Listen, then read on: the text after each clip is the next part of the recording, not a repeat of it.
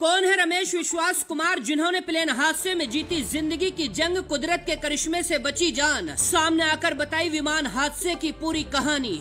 गुजरात के अहमदाबाद में एक भयावह विमान हादसे ने पूरे देश को हिलाकर रख दिया। एयर इंडिया की फ्लाइट जो अहमदाबाद से लंदन के लिए उड़ान भर रही थी, टेक ऑफ के कुछ ही सेकंड बाद मेघानी नगर के रिहायशी इलाके में दुर्घटनाग्रस्त हो गई। इस विमान में 230 यात्री, 12 क्रू मेंबर सवार थे।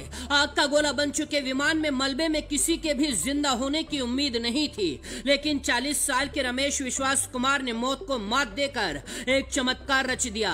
तबाही और मातम के बीच एकमात्र जिंदा इंसान बचकर बाहर निकल आया। रमेश, जो सीट नंबर 11A पर बैठे थे, एक ब्रिटिश नागरिक हैं और पिछले 20 साल से लंदन में रह रहे हैं। वो अपने भाई अजय कुमार रमेश के साथ भारत में अपने परिवार से मिलने आए थे। हादसे के बाद रमेश ने मीडिया को बताया, टेक ऑफ के 30 सेकंड बाद एक जोरदार धमाका हुआ।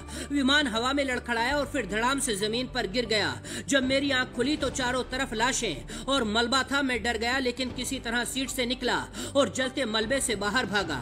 उनके चेहरे और पैरों पर चोट की गंभीर निशान हैं, फिर भी वो लंगड़ाते हुए घटनास्थल से बाहर निकल आए। रमेश का ये बचाव किसी दैवीय चमत्कार से कम नहीं है।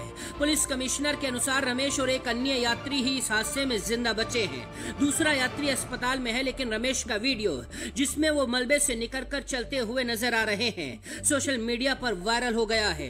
लोगों ने इसे मुकद्दर का सिकंदर और कुदरत का चमत्कार बताया। रमेश ने कहा, मुझे नहीं पता मैं जिंदा कैसे बचा, शायद ऊपर वाले की मर्जी थी। मैं अपने भाई को ढूंढना चाहता हूं, वो मेरे साथ था। यह हादसा भारत के सबसे घातक विमान हादसों में से एक है, जिसमें 242 लोगों में से ज्यादातर की जान चली गई। शुरुआती जांच में इंजन की तकनीकी खराबी को कारण बताया जा रहा है। रमेश की कहानी ने लोगों को हैरान कर दिया।